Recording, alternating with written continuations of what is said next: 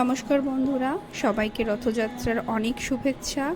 আমি রথযাত্রা উপলক্ষে নিয়ে চলে এসেছি সুন্দর একটা ব্রেকফাস্ট রেসিপি, যেটা তোমরা রুটি, পরোটা বা লুচির সাথে ইজিলি সার্ভ করতে পারবে। শুধু রথযাত্রা কেন, যে কোনো পুজোতেই কিন্তু আমাদের নিরামিষ রেসিপির খুব প্রয়োজন হয়। সেই জন্য এই নিরামিষ আলুর দমটা কিন্তু ভীষণ টেস্টি আর করতে ভীষণই ইজি।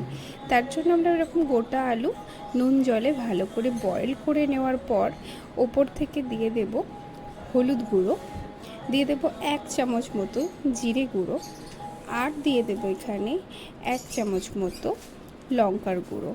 তোমরা এর সঙ্গে একটু কাশ্মীরি রেড চিলি পাউডারও ইউজ করতে পারো। আমি পরে ইউজ করব, তাই আলুর মধ্যে এখন মাখালাম না। এইবার হালকা হাতে এই মশলাগুলো সব আলুর সাথে মিক্স করব। খেয়াল রাখতে হবে আলু যেন ভেঙে না যায়। আর আলুটা কিন্তু 100% বয়েল করব না, আমরা 60 to 70% বয়েল করেই কিন্তু তুলে নেব। এইবার এইভাবে হাতের সাহায্যে ভালো করে সমস্ত আলুটাকে মশলা দিয়ে এরকমভাবে মেখে নেব, যাতে সমস্ত আলুর গায়ে সমানভাবে মশলাটা স্প্রেড করে যায়। এইবার একটা কড়াইতে দিয়ে দেব তেল। তো কড়াইটা গরম হওয়া পর্যন্ত একটু ওয়েট করব। আজকের রান্নাটা আমি কিন্তু সর্ষের তেলেই করছি, তোমরা এখানে সাদা তেল ইউজ করতে পারো। তো সর্ষের তেল আমি দিয়ে দিলাম। তেল একটু গরম হয়ে গেলে আমি এর মধ্যে দিয়ে দেব গোটা জিরে, একটা তেজপাতা আর 2টো শুকনো লঙ্কা। এইবার মশলা একটু ভাজা হলে, যখন কালারটা চেঞ্জ হবে এবং ভাজা মশলার একটু গন্ধ আসবে, তখন এর মধ্যে আমি দিয়ে দেব আদা আর কাজু বাটা। আদা আর কাজু তোমরা চাইলে আলাদা আলাদাও পেস্ট বানাতে পারো। আমি দুটো একসাথেই পেস্ট করে নিয়েছি, এতে অসুবিধে কিছুই হয় না।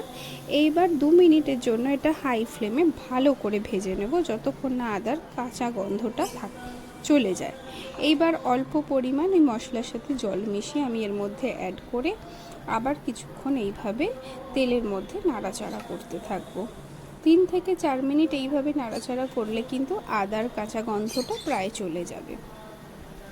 এইবার মিডিয়াম ফ্লেমে গ্যাস রেখে এটা কিছুক্ষণের জন্য ফুটিয়ে নিয়ে অল্প অল্প করে জল দেব, আর এরকম খুন্তি ঘুরিয়ে ঘুরিয়ে মশলাটা ভালো করে কষিয়ে নেব। এরপর একটা মিডিয়াম সাইজের টমেটো পিউরি আমরা দিয়ে দেব। এখানে তোমরা টমেটো পিউরি, টমেটো বয়েল করে হাতে করে চটকে তার রসটাও দিতে পারো, বা একটা গোটা টমেটো মিক্সারে ব্লেন্ড করে নিতেও পারো। এইবার আমি কালারের জন্য ইউজ করব একটু কাশ্মীরি রেড চিলি পাউডার। ভালো করে মশলাগুলো আবার 4 থেকে 5 মিনিট মতো কষিয়ে নিয়ে এইবার আমি দিয়ে দেব বয়েল করে রাখা আলুগুলো।